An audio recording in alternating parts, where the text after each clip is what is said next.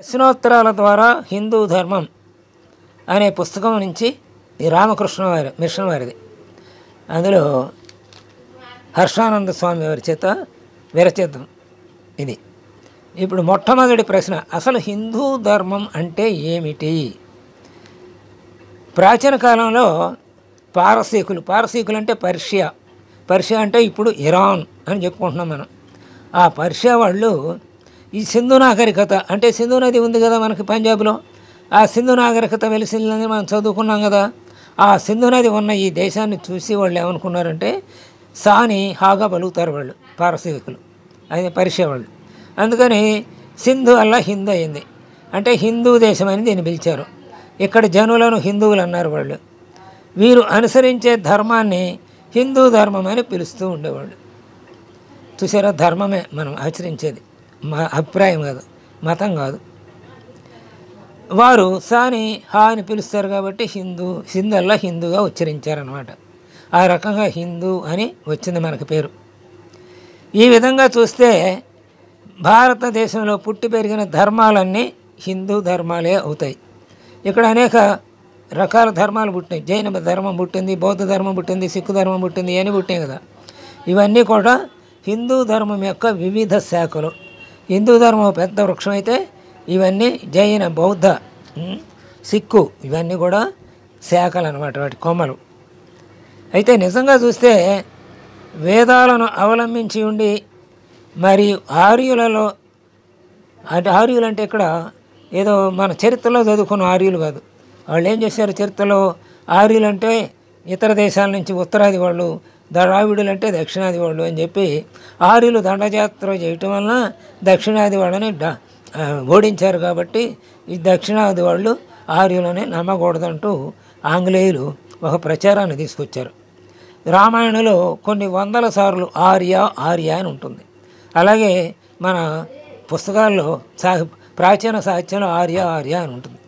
ఆర్య అంటే గౌరవించదగినవాడు, అంటే మంచి పద్ధతులు పాటించేవాడు అనమాట. సమాజ శ్రేయస్సు కోసం, తన శ్రేయస్సు కోసం, తన భౌతిక శ్రేయస్సు కోసం, తన ఆధ్యాత్మిక శ్రేయస్సు కోసం, అలాగే సమాజం కోసం, ఈ మూడు వలయాలకి లింకు పెట్టుకుంటూ జీవించారు. వాళ్ళని ఆర్యులు అన్నారు.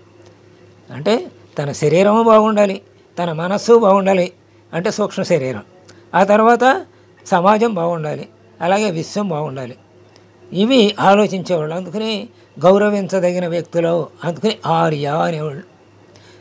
ఇంగ్లీష్ వాళ్ళు ఏం చేశారంటే ఉత్తరాది వాళ్ళని ఆర్యులని, వాళ్ళు మధ్యాసియా నుంచి వచ్చారని, దక్షిణాది వాళ్ళంతా ఈ ద్రావిడులని ఇచ్చేశారు. ఆ ద్రావిడవాదమే పెరిగి పెద్దదై ఇవాళ తమిళనాడులో విపరీత వెర్రితలలు వేస్తోంది. అందుకే మన ఉదయనిధి స్టాలిన్, కరుణానిధి మనవడు సనాతన ధర్మాన్ని నాశనం చేయాలి అంటూ చెప్పాడనమాట. అంటే ఆంగ్లేయులు ఎక్కించిన ఆ వికృత క్రీడ ఇంకా కొనసాగుతూనే ఉంది మన భారతీయుల్లో కొన్ని చోట్ల. మరి అలా ఇప్పుడు ఆర్యులు అన్నారు కదా. ఆర్యులు అంటే ఈ ఆర్యులు అంటే ఆర్యులు ఆచరించిన ధర్మం అన్నమాట. దీన్నే అంటే గౌరవించదగిన వారందరూ విశ్వశ్రేయస్సు కోసం, తమ స్వంత శ్రేయస్సు కోసం అన్నీ ఇమిడి ఉన్నటువంటి వాటిని ఆచరించారు. దాన్నే ధర్మము అన్నారు. ఇది పారసీకులు హిందూ అన్నారు కదా, అందుకని హిందూ ధర్మము అయింది. అసలు హిందూ మతం యొక్క అసలు పేరు సనాతన ధర్మం. అంటే ఎప్పటి నుంచో ఉంది, ఇది ఎప్పుడు ప్రారంభమైందో మనం చెప్పలేం. అతి ప్రాచీనమైనది. ఎందుకంటే ఒక్కొక్క ఋషి ఒక్కొక్క మంత్రాన్ని కనిపెట్టాడు. ఆ మంత్రం అంటే ఇప్పుడు విశ్వామిత్రుడు గాయత్రి మంత్రాన్ని ఇచ్చాడు కదా మనకి, అంతేనా? ఇంకేమన్నా ఇచ్చాడా? నేను పొరపాటు చెప్పానా? విశ్వామిత్రుడు మాసం, అలాగే రకరకాల ఆయన విశ్వామిత్ర సృష్టి కూడా చేశాడు కదా కొన్ని, అలాగే వశిష్ఠుడు కొన్ని, అలా రకరకాల ఋషులు అనేక మంత్రాలు, అంటే మంత్రద్రష్టలు అనమాట. ఆ మంత్రాన్ని అనుభూతిలోకి తెచ్చుకునే వాళ్ళు, అంటే ఆ విజ్ఞానాన్ని దాన్ని మంత్ర రూపంలో మనకు అందించారు. అందుకని ఇది ఎన్ని యుగాల నుంచో వస్తుంది, మహాయుగాల నుంచి కూడా వస్తుంది. మరి మనకి ఇప్పటికి 28 మహాయుగాలు జరిగినాయి. ఈ బ్రహ్మ 51వ సంవత్సరంలోని మొదటి రోజులో ఎన్నో యుగాలు జరిగాయి, 28 మహాయుగాలు జరిగినాయి. అంటే కృతయుగం, త్రేతాయుగం, ద్వాపరయుగం, కలియుగం ఇట్లా 28 సార్లు జరిగినాయి. ఇప్పుడు 28వ కలియుగంలో ఉన్నాం.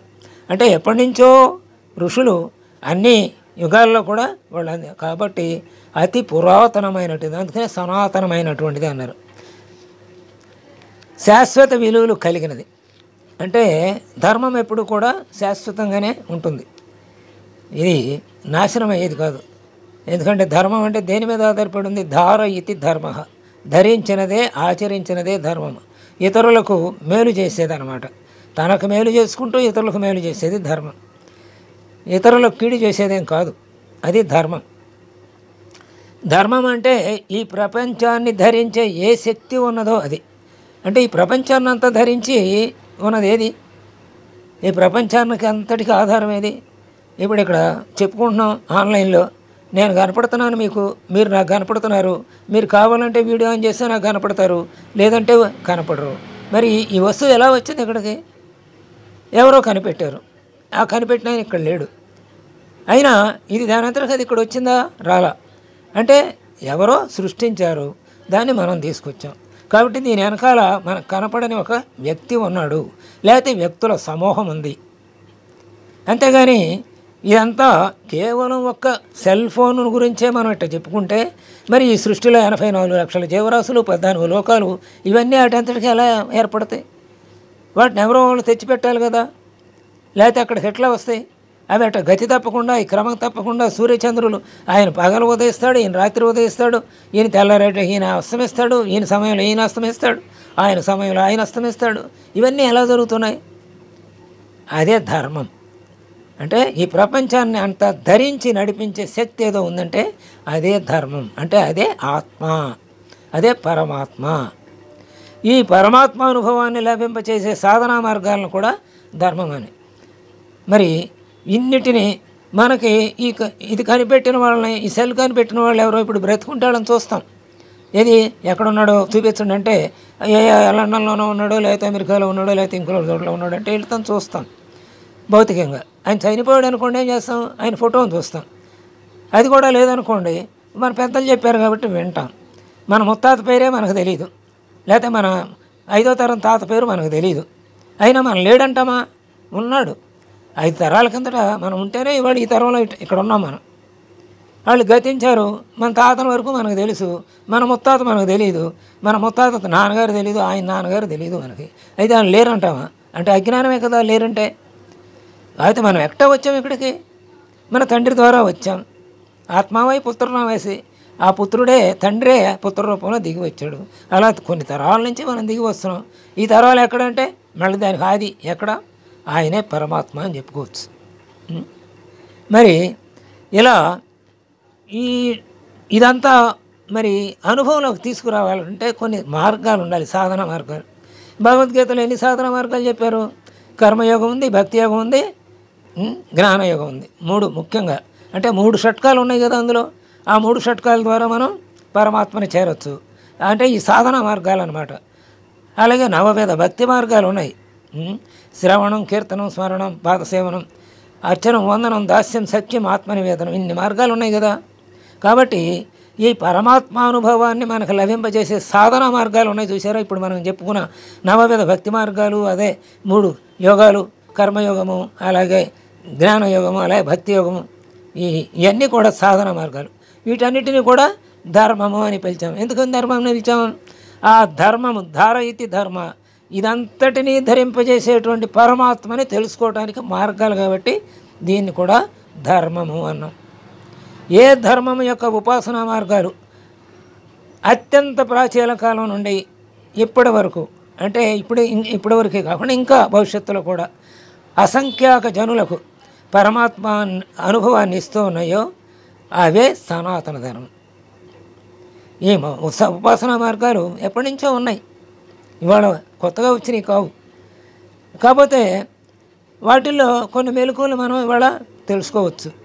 ఇవాళ పత్రిజీ గారు ఉన్నారు, పిరమిడ్ ధ్యానం అంటూ మొదలెట్టారు ఆయన. ఆ మార్గం అది కొన్నాళ్ళు బాగా జరుగుతుంది, అది ఇంకొక మార్గం. అలాగే క్రియాయోగం, రకరకాల యోగాలు. ఇందాక మనం చెప్పుకున్న 3 యోగాలు నవవేద భక్తి మార్గాలే కాకుండా ఇంకా ఉన్నాయి. ఇవి అత్యంత ప్రాచీన కాలం నుంచి వస్తూ ఉన్నాయి. భవిష్యత్తులో కూడా అసంఖ్యాక జనులకు పరమాత్మని గురించి, పరమాత్మానుభవాన్ని గురించి సాధనాలుగానే ఉపయోగపడుతున్నాయి. అందుకని దీన్ని సనాతన ధర్మము అన్నారు. ఇది హిందూ ధర్మం గురించి ఇలా చెప్పారనమాట. ఇది ఇవాళ ఏర్పడింది కాదు. అనేక మంది, వేల మంది ఋషులు, లక్షల మంది ఋషులు వాళ్ళు ఉపాసన చేసి వాళ్ళ మనస్సుకి ఆ విశ్వధర్మం ఏదైతే ఉందో చైతన్యం, అది ఇచ్చిన స్ఫూర్తిని మనకి మంత్రాల రూపంలో అందించారు. విజ్ఞాన శాస్త్రం అనమాట. వారుణాస్త్రం ఉంది, అగ్నేయాస్త్రం ఉంది.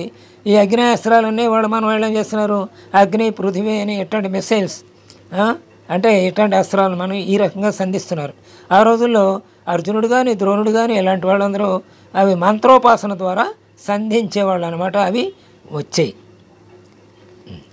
అలా సనాతన ధర్మం ఇది. హిందూ ధర్మం అంటే ఎప్పటి నుంచో ఉన్నది సనాతన ధర్మము.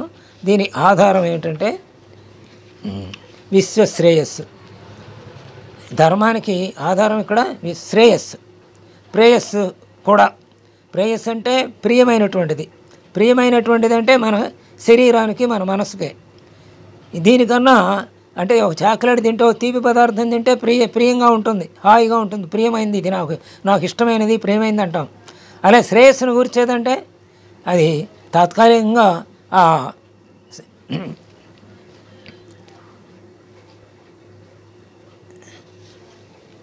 కాబట్టి ఇప్పుడు హిందూ ధర్మము అంటే ఏంటి?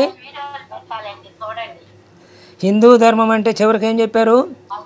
పరమాత్మని తెలుసుకోవటానికి ఉపయోగించేటువంటి సాధనాలు పూర్వంలో ఏవైతే ఉన్నాయో అవి భవిష్యత్ తరాలకు కూడా ఉపయోగించేవే. ఆ సాధనా మార్గాలనే ధర్మము అన్నారనమాట. అసలు ధర్మము అంటే ఏమిటి? పరమాత్మ. కాబట్టి పరమాత్మని చేరుకునేటువంటి సాధనా మార్గాలు అన్నీ కూడా ధర్మమే అని చెప్పబడినాయి. ఇది ఒక ప్రశ్న. రేపు ఇంకో ప్రశ్న చెప్పుకుందాం. స్వస్తి.